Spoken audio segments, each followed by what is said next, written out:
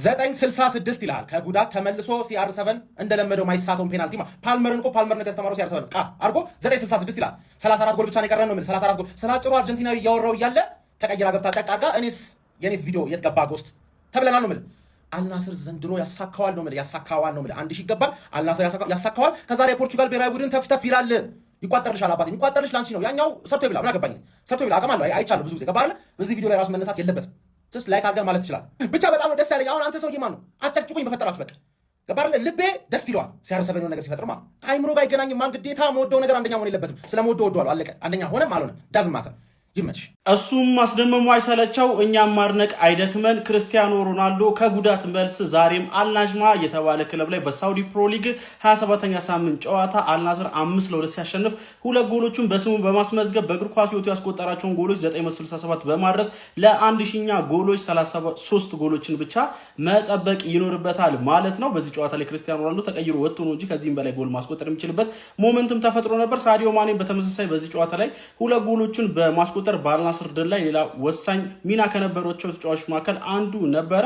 ክርስቲያኖ ሮናልዶ ግን ከጉዳት መልስ አሁንም ጎል ማስቆጠሩን መቀጠሉ በርካቶችን እያስደነቀ ይገኛል። የ41 ዓመቱ ወጣት እየተባለም እንግዲህ አሁንም በመጠሪያው እየቀጠለ ይገኛል። በዚህ ጨዋታ ላይ ያስቆጠራቸው ሁለት ጎሎችም አንዱ ከፔናልቲ አንዱ ከክፍት የጨዋታ እንቅስቃሴ ነበር የተቆጠሩ። ዘንድሮ ከአልናስር ጋር ያለውም የዋንጫ ርግማን የሚፈታበት ጊዜ ይመስላል። በሳውዲ ፕሮ ሊግም 70 ነጥቦችን በመያዝ መሪነታቸውን አጠናክሮ እየቀጠሉ ይገኛሉ። ለማንኛውም እናንተ ስለዚህ ውጤት ምን ትላላችሁ? ስለ ክርስቲያኖ ሮናልዶ ከጉዳት መልስ ጎል ማስቆጠር ምን ትላላችሁ? ሀሳባችሁን አጋሩኝ። የፕላስ ምልክቱ መጫ እንዳትረሱ። ፍየል ከመድረሷ ቅጠል መበጠሷ ማለት በቃ አሁን ነው እንግዲህ አቶ ፍየል ገና ከጉዳት ከማለታቸው ሁለት ማስተላለፊያ ጎል 967 እኔ እንኳን 1000ውን አምኛለሁ ይበላኝ ለስራ ፈት ለሚቆጥረው እኔ እኮ አምኜ እኮ እዛው አካባቢ ደርሼ እኮ እየጠበኩኝ እኮ ነው አባቴ ከተማውን ደግሞ ሳውዲ ሊግ ነው እንትና ያጠምበው አልሂላል ነው የሚባለው እስኪጫወት ድረስ በ6 ነጥብ አድርገናል። እንግዲህ እቺንም ዋንጫ እንፈልጋታለን እንደ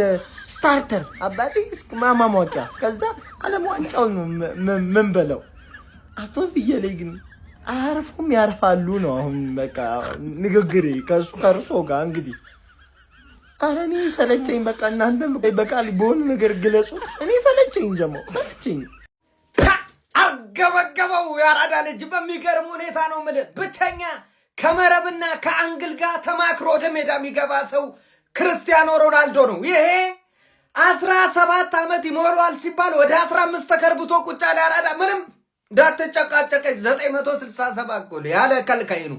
ከጉዳት ነው የመጣው እፎይ በል እየለፉ እኮ ነው ሁለት እኩል አረግን ሲሉ አለው ቦታው ላይ ሁለት ጎሎችን በሚገባ ስራንሳ አረገበገበው ጎብዬ መረቡን በሚገርም ሁኔታ ማለት ነው።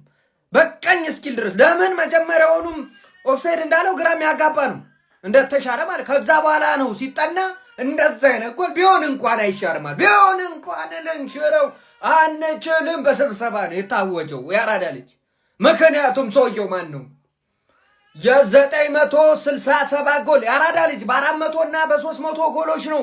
እነዚህ ሰዎች እኮ ሌጀንድ ናቸው ስንል የነበረው ያጥፍጥፍ ነው የሚገባው ሰው ነው ተረዳህ? ምክንያቱም እሱ ክርስቲያኖ ነው። ቢስሚላህ የናፈቅነው ንጉሱ ከ34 ቀን በኋላ ወደ ሜዳ ተመለሰ። እሱም በደረቁ አይሆንም ናፍቆታችሁን በዚህ ሁለት ጎል ተወጡት ብሎ ሁለት ጎሎችን አስቆጠረልን። ለዚህ እኮ ነው የምናፍቀው።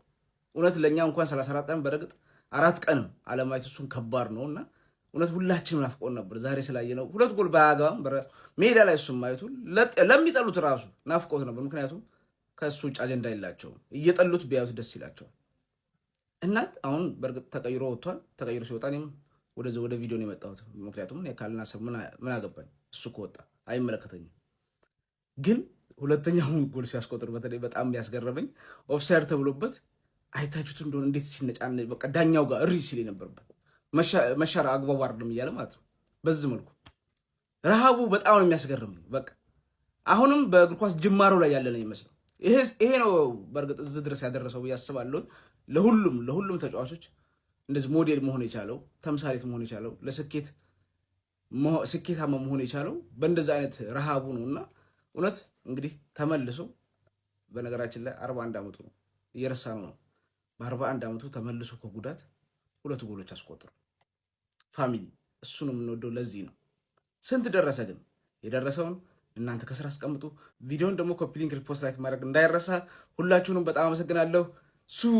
እሱም ማስደመሙ አይሰለቸው እኛም ማድነቅ አይደክመን። ክርስቲያኖ ሮናልዶ ከጉዳት መልስ ዛሬም አልናጅማ የተባለ ክለብ ላይ በሳውዲ ፕሮ ሊግ 27ኛ ሳምንት ጨዋታ አልናስር 5-2 ሲያሸንፍ ሁለት ጎሎቹን በስሙ በማስመዝገብ በእግር ኳስ ሕይወቱ ያስቆጠራቸውን ጎሎች 967 በማድረስ ለ1000ኛ ጎሎች 33 ጎሎችን ብቻ መጠበቅ ይኖርበታል ማለት ነው። በዚህ ጨዋታ ላይ ክርስቲያኖ ሮናልዶ ተቀይሮ ወጥቶ ነው እንጂ ከዚህም በላይ ጎል ማስቆጠር የሚችልበት ሞመንትም ተፈጥሮ ነበር። ሳዲዮ ማኔ በተመሳሳይ በዚህ ጨዋታ ላይ ሁለት ጎሎችን በማስቆጠር በአልናስር ድል ላይ ሌላ ወሳኝ ሚና ከነበራቸው ተጫዋቾች መካከል አንዱ ነበረ።